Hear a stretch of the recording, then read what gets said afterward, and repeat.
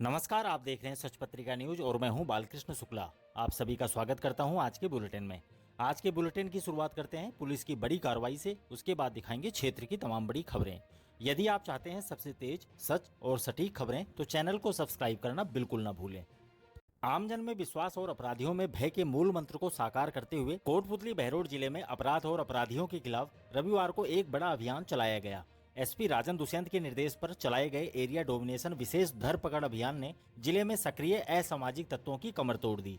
इस अभियान का उद्देश्य क्षेत्र में सक्रिय गैंग, हिस्ट्री सीटर, आदतन अपराधी, आर्म्स एक्ट, एनडीपीएस, आबकारी, डकैती, रंगदारी, स्थायी वारंटी, उद्घोषित और इनामी अपराधियों के खिलाफ एक साथ सख्त कार्रवाई करना था। इस अभियान में 44 टीमों और 258 पुलिस कर्मियों ने मिलकर 207 ठिकानों पर दबिश दी और कुल 91 अपराधियों को गिरफ्तार किया। इस अभियान की एक विशेष बात यह रही कि सोशल मीडिया पर हथियारों के साथ फोटो वीडियो पोस्ट करने वाले युवाओं और ऐसे गैंगस्टरों को फॉलो तथा प्रमोट करने वालों पर भी पुलिस ने सख्ती दिखाई। पुलिस की नजर अब डिजिटल प्लेटफॉर्म पर पनपती अपराध की प्रवृत्ति तक जा पहुंची है। राज्य सरकार और पुलिस मुख्यालय के आदेशों पर चलाई गई इस सघन अभियान की निगरानी स्वयं एसपी राजन दुष्यंत कर रहे थे। वहीं मैदानी संचालन में ASP Vaibhav Sharma Kotputli, ASP Shalini Raj Neemrana, DSP Rajendra Kumar Burdak Kotputli, DSP Sachin Sharma Neemrana, DSP Kritika Behror, DSP Dashrath Singh Bansur और डीएसपी सिप्रा राजावत विराटनगर ने मोर्चा संभाला। सभी थाना अधिकारियों को स्पष्ट निर्देश दिए गए थे कि वे अपने क्षेत्र में अपराधियों, गिरोह संचालकों, अवैध हथियार रखने वालों, नशा तस्करों और स्थायी वारंटियों के खिलाफ बिना किसी ढिलाई के ठोस कार्रवाई करें। अभियान के दौरान 7 मामले आबकारी अधिनियम के तहत दर्ज किए गए, जिनमें 7 आरोपियों की गिरफ्तारी हुई। इसके अलावा एक मामला एनडीपीएस एक्ट में भी दर्ज किया गया। पुलिस की इस संयुक्त कार्रवाई के चलते क्षेत्र में अपराधियों के बीच हड़कंप मच गया है। कई वांछित अपराधी इलाके से फरार होकर भूमिगत हो गए हैं। पुलिस सूत्रों के अनुसार आगे भी इस तरह की निरंतर दबिशों से अपराध पर लगाम कसी जाएगी। हर थाना क्षेत्र में अल सुबह की गई दबिशों ने यह संदेश दिया कि अब अपराध करने वालों के लिए कोटपुतली बहरोड जिले की जमीन सुरक्षित नहीं रही। अगली खबर विराटनगर थाने से। विराटनगर थाना पुलिस ने नाबालिगा के साथ दुष्कर्म के गंभीर मामले में त्वरित कार्रवाई करते हुए आरोपी को घटना के 24 घंटे के भीतर ही गिरफ्तार कर लिया है। इस संवेदनशील मामले को गंभीरता से लेते हुए एसपी राजन दुष्यंत के निर्देशन में विशेष टीम का गठन किया गया था। एएसपी वैभव शर्मा और डीएसपी सिप्रा राजावत के सुपरविजन में विराटनगर थाना अधिकारी सोहन लाल के नेतृत्व में गठित टीम ने आरोपी की तलाश में तत्परता दिखाई और आखिरकार आरोपी अनीश चौधरी पुत्र रामचंद्र जाट निवासी बाल की ढाणी तनमैड थाना विराटनगर को गिरफ्तार कर लिया गया।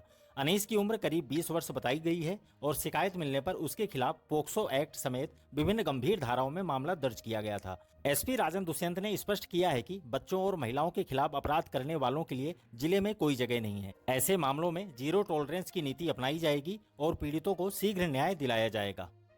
अब बानसूर से सांसद की खबर। बानसूर पंचायत समिति सभागार में जयपुर ग्रामीण सांसद राव राजेंद्र सिंह ने आपका सांसद आपके द्वार कार्यक्रम के तहत जन सुनवाई की।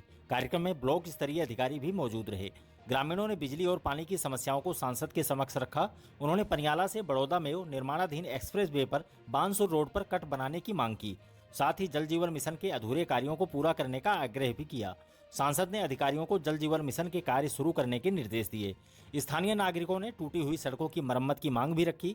जन सुनवाई में नागरिकों और जनप्रतिनिधियों से सीधा संवाद भी हुआ। सांसद ने सभी समस्याओं के त्वरित समाधान के लिए संबंधित अधिकारियों को निर्देश दिए। कार्यक्रम में विधायक देवी सिंह शेखावत, एसडीएम अनुराग हरित, सज्जन मिश्रा और पंचायत समिति सदस्य रामअवतार शर्मा सहित अनेक अधिकारी और ग्रामीण मौजूद रहे। अगली खबर विधायक पटेल की जनसुनवाई। कोटपुतली विधायक हंसराज पटेल ने रविवार को अपने निवास स्थान पर आम जन की समस्याएं सुनते हुए जनसुनवाई की। जनसुनवाई में क्षेत्र के विभिन्न हिस्सों से आए नागरिकों ने पेयजल, सड़क, बिजली, स्वास्थ्य और अन्य बुनियादी सेवाओं से जुड़ी समस्याएं रखी। विधायक ने संबंधित अधिकारियों से मौके पर ही बात कर समाधान के निर्देश दिए और कहा कि जन सेवा ही उनका पहला संकल्प है। इस दौरान काशीपुरम के निवासियों ने विधायक पटेल का गर्मजोशी से स्वागत भी किया। आपको बता दें कि काशीपुरम में 28,82,000 रुपए की लागत से पेयजल संसाधन स्वीकृत किए जाने पर पूर्व छात्र संघ अध्यक्ष कमल सैनी की अगुवाई में वार्ड वासियों ने विधायक का स्वागत कर उनका आभार व्यक्त किया। इस मौके पर नागेंद्र वैद, मिथिलेश मास्टर, पूर्व चेयरमैन महेंद्र सैनी, भास्कर शर्मा, बालकृष्ण शर्मा, सरदारा सैनी, सुंदर सैनी, अजीत सैनी, विकास यादव, पंकज सैनी, शुभम सैनी, सुभाष सैनी, विनीत शर्मा समेत अनेक लोग मौजूद रहे। अब देखते हैं विधायक पटेल का दौरा। विधायक हंसराज पटेल रविवार को ग्राम पंचायत जयसिंहपुरा के दौरे पर रहे, जहां उन्होंने विभिन्न विकास कार्यों का लोकार्पण करते हुए ग्रामीणों के सुपुर्द किया। इस दौरान विधायक पटेल ने नवनिर्मित अंबेडकर सामुदायिक भवन, जयसिंहपुरा से नांगल चेचिका तक सीसी सड़क, राजकीय उच्च माध्यमिक विद्यालय में 4 दीवारी और मुख्य द्वार तथा समसा के तहत स्वीकृत 4 कमरे में बरामदा, जल जीवन मिशन के तहत नवनिर्मित पेयजल टंकी सहित अन्य विकास कार्यों का लोकार्पण किया। इस मौके पर पटेल ने कहा कि प्रत्येक गांव और ढाणी विकास की इस दौड़ में भागीदार बने, यही भजन लाल सरकार का लक्ष्य है। इसके लिए ग्रामीणों को सक्रिय होकर सरकार का सहयोग करना जरूरी है। उन्होंने कहा कि बिजली, पानी, सड़क, शिक्षा और स्वास्थ्य की दृष्टि से ग्रामीण इलाकों को समृद्ध बनाया जाएगा। इस दौरान बड़ी संख्या में ग्रामीणों ने विधायक पटेल का माला और साफा पहनाकर स्वागत भी किया। कार्यक्रम की अध्यक्षता सरपंच देवकरण मान ने की। इस दौरान एडवोकेट देवेंद्र रावत, उप सरपंच पूनम देवी समेत बड़ी संख्या में ग्रामीण मौजूद रहे। अगली खबर ब्राह्मण समाज की। तहसील ब्राह्मण सभा की आम बैठक रविवार को शहर के भगवान श्री परशुराम मंदिर परिसर में आयोजित हुई। बैठक की अध्यक्षता समाज के पूर्व अध्यक्ष और संरक्षक पंडित किशोरी लाल शर्मा ने की। इस दौरान प्रतिभा सम्मान समारोह की तैयारियों को लेकर विस्तार से चर्चा की गई।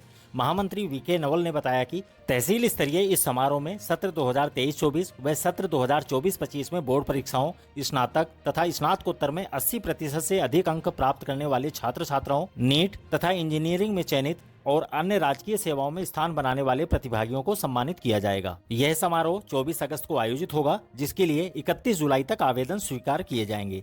आयोजन की पारदर्शिता और प्रभावी संचालन के लिए सेवानिवृत्त डीओ सुभाष चंद्र शर्मा की अध्यक्षता में एक समिति भी गठित की गई है, जिसमें सेवानिवृत्त प्राचार्य शिव प्रकाश शर्मा, नागेंद्र वैद, मिथिलेश शर्मा, नागरपाल कौशिक सदस्य और हरिशंकर शर्मा संयोजक होंगे। यह पूरा कार्यक्रम भामाशाहों के सहयोग से आयोजित किया जाएगा। बैठक में तहसील अध्यक्ष नवरत्न शर्मा, संरक्षक पंडित सूर्यकांत शर्मा, शशिकांत शर्मा, ब्रह्मानंद गौड़, रमाकांत शर्मा, अनिल शर्मा, जगदीश प्रसाद शर्मा, सचिन गौड़, मुकेश शर्मा, सज्जन शर्मा सहित समाज के अनेक गणमान्य लोग मौजूद रहे।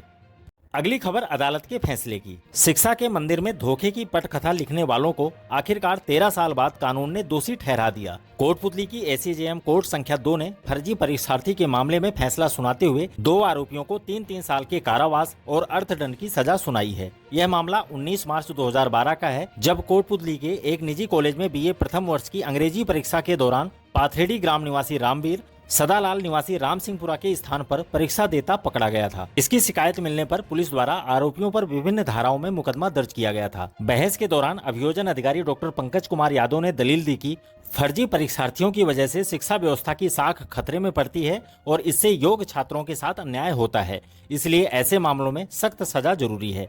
वहीं अधिवक्ता रंजीत वर्मा ने दोनों की ओर से यह कहते हुए रहम की गुहार लगाई कि यह उनका पहला अपराध है और वह परिवीक्षा के पात्र हैं, लेकिन कोर्ट ने दलीलें खारिज कर दी। न्यायाधीश डॉक्टर अजय कुमार बिश्नोई ने शिक्षा की गरिमा के पक्ष में फैसला सुनाते हुए दोनों आरोपियों को 3-3 साल की जेल और आर्थिक दंड से दंडित किया है। और अंत में पेंशनर समाज की खबर। राजस्थान पेंशनर समाज कोटपुतली बहरोड की ओर से सोमवार को पेंशन भोगियों के हितों की रक्षा को लेकर एक अहम पहल की जा रही है। समाज के जिलाध्यक्ष सुभाष चंद्र शर्मा ने बताया कि समाज के पदाधिकारी सुबह 11 बजे जिला कलेक्टर के माध्यम से प्रधानमंत्री नरेंद्र मोदी के नाम एक ज्ञापन सौंपेंगे, जिसमें हाल ही में लोकसभा में पारित उस विधेयक पर पुनर्विचार की मांग की जाएगी जिसमें 8वें वेतन आयोग में पेंशनरों को कथित रूप से वंचित किया गया है। इसी क्रम में पेंशनर समाज की उप शाखाएं भी अपने अपने क्षेत्रों में उपखंड अधिकारी या तहसीलदार के माध्यम से यह ज्ञापन सौंपेंगी। अगर आपको हमारी खबरें जरूरी और सटीक लगी हो तो एक लाइक जरूर करें। यदि आप चाहते हैं सबसे तेज, सच और सटीक खबरें तो चैनल को सब्सक्राइब भी जरूर करें। दोबारा मिलते हैं इसी तरह की दूसरी ताजा खबरों के साथ। नमस्कार।